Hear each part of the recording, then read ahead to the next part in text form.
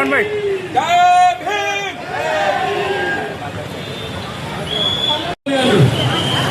કાલથી આગળ ડાયવર્ટ કરવા કે પબ્લિક લવાવી જોઈએ અને અમને ક્યાં પબ્લિકની જરૂરત છે? અમને ક્યાં પબ્લિકની જરૂરત છે? અમને તો તમારી સમસ્યા છે એ સમસ્યા લોકો હાજરી આપવાની જરૂરત છે. અમને ક્યાં ભીડ ભેગી કરવી છે? અમને તો આ દેશની મફત કરતા હોય આ દેશના સાચા દેશભક્તોની જરૂરત છે.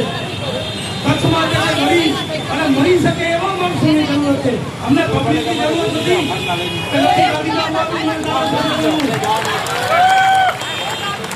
બાકી હવે ચૂંટણી આવે છે, ભાજપને બતાવજો, કોંગ્રેસને બતાવજો, આમ આદમી પાર્ટીને પણ બતાવજો. યાદ રાખજો, કોઈ તમારી પૂછા કરવા નથી આવ્યો કોઈ? આ મુદ્દામાં કોંગ્રેસને આગળ આવવું જોઈએ, આમ આદમી પાર્ટીને આગળ આવવું જોઈએ.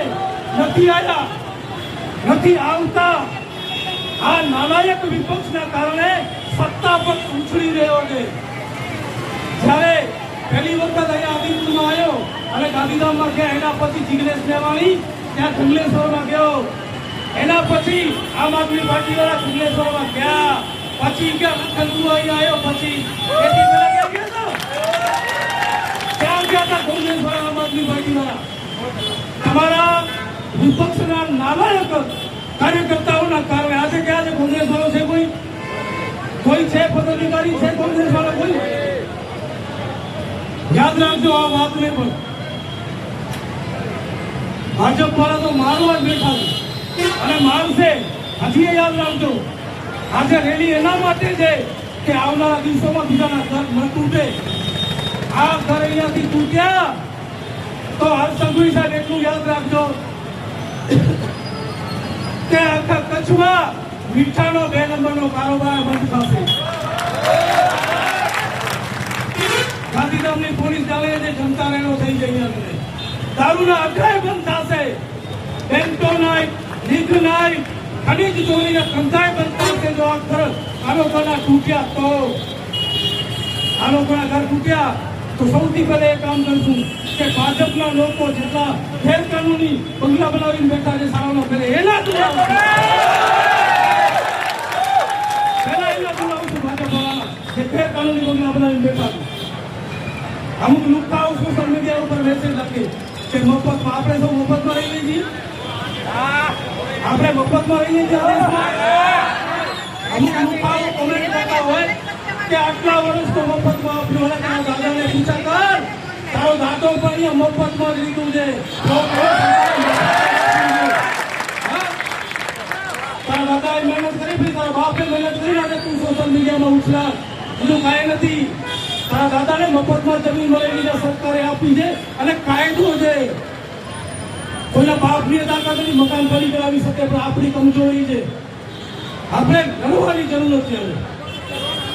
આપણે કચ્છની એક જ ખમીરવંતી નહીં, કચ્છની ક્રાંતિકારી જનતા છે અને ક્રાંતિ આ સરકારને બતાવવી પડશે. 500 રૂપિયામાં વોટ વેચાતો આપી દઈએ, દારૂની પોટલીમાં વોટ વેચાતો આપી દઈએ, કોઈક આગેવાનના કહેવાથી વોટ આપી દઈએ, કોઈક સમાજનો પ્રમુખ આવીને કહે કે હું આ કરી દે એનામાં આપી દઈએ, ક્યાંક શેડ બનાવી દે, ક્યાંક દિવાલ નાખી દે, એવા વાયદા કરે એનામાં વોટ આપી દઈએ. આપણે વોટ વેચાતા દીધો છે. વોટ હંમેશા વેચાતો જ આપ્યો છે. આપણે વોટ ક્યારે શિક્ષણ ઉપર, ક્યારે આરોગ્ય ઉપર, ક્યારે રોજગારી ઉપર, ક્યારે મહિલાઓની સુરક્ષા માટે, ક્યારે એક્સિડન્ટ ન થાય, ક્યારે સારા રોડ રસ્તાઓ માટે, ક્યારે વીજળી માટે, ક્યારે મકાન માટે વોટ આપ્યા નથી. આપ્યા વોટ. એટલા માટે જ આપણે ભોગવવું પડે. આપણે હવે ચૂંટણી આવે ને ત્યારે જે પણ પક્ષનો વ્યક્તિ આવે એના પાસેથી લેખિતમાં લેવો કે હું ચૂંટાઈશ, આ કામ કરીશ તો તને વોટ આપી. એફિડેવિટ કરાવવું. લેખિતમાં 100 રૂપિયાના ભંગા ઉપર લેખિતમાં લેવો એના પાસેથી કામ કરીશ તો તને વોટ આપી. પછી તો શું છે, વોટ લઈ જશે, વોટની ભીખ માંગવા આવશે.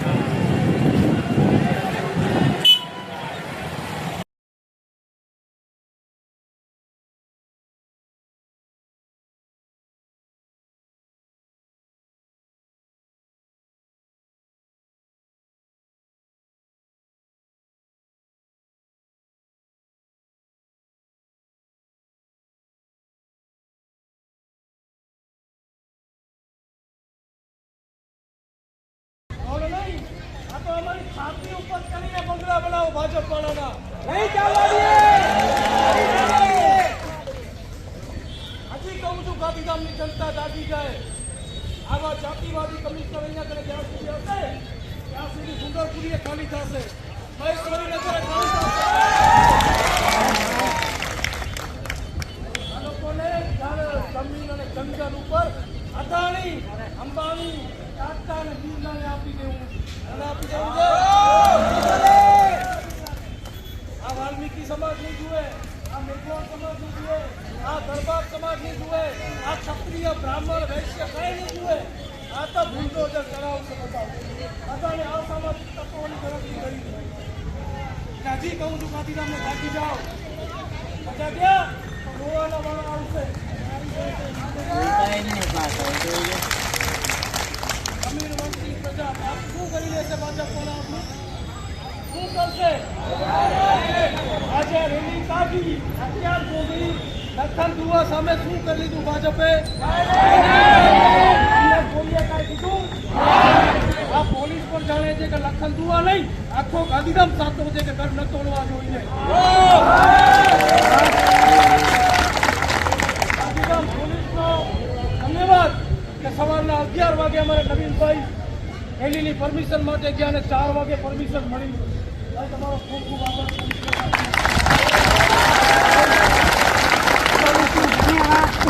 પોલીસ પણ જાણે છે એમની ઉપર એમનો નેતા બેઠો છે, આતંકી નાનાયક અને નકટામો છે.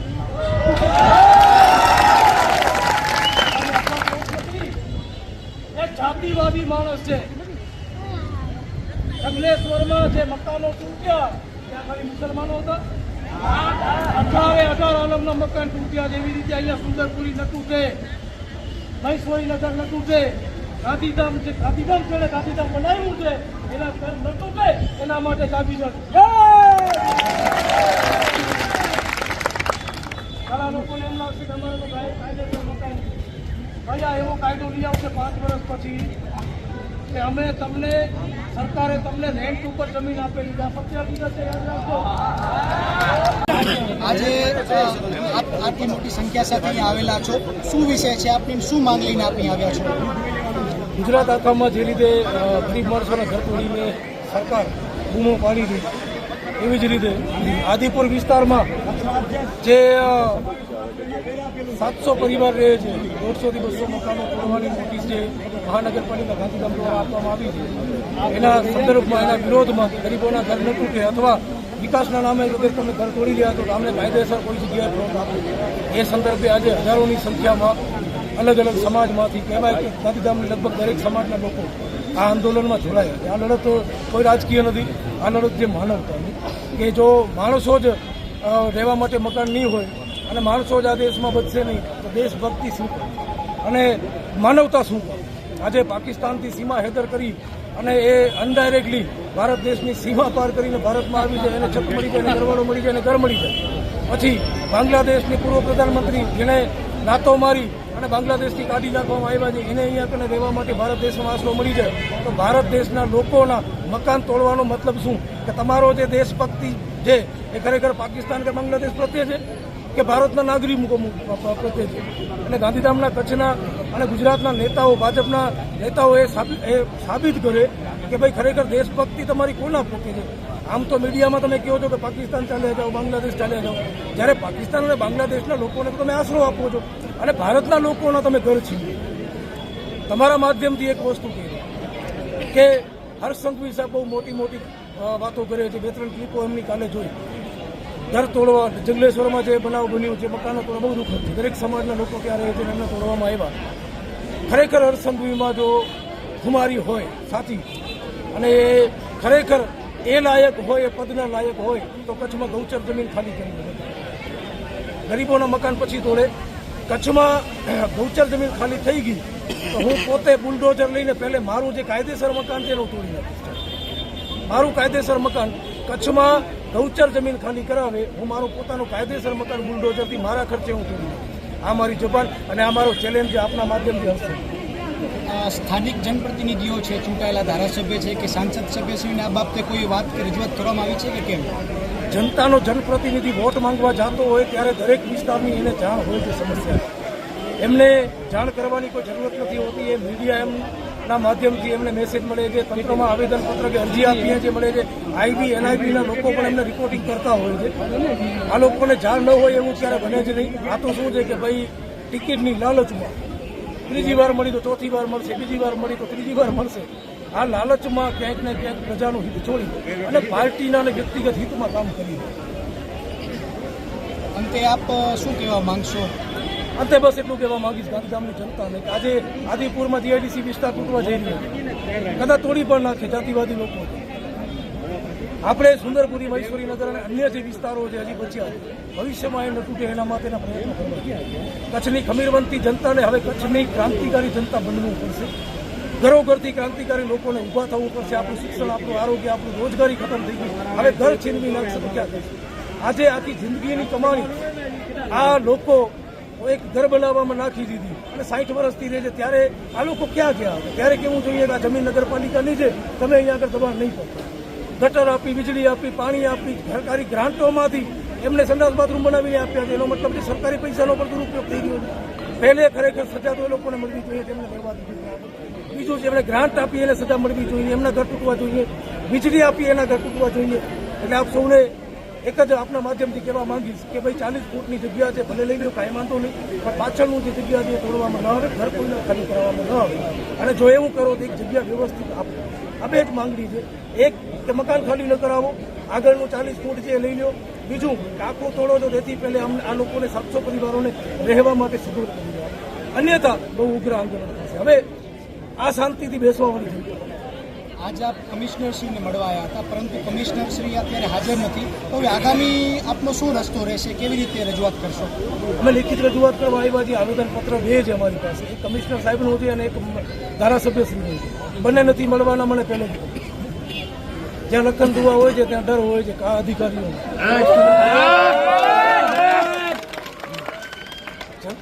જનતાનું કામ કરીએ છીએ, જનતાના હિતમાં કામ કરીએ છીએ. કોઈ પક્ષ કે કોઈ ધર્મ કે જાતિની રાજનીતિ નથી કરતા. એટલા માટે જનતા દરેક સમાજના લોકો છે.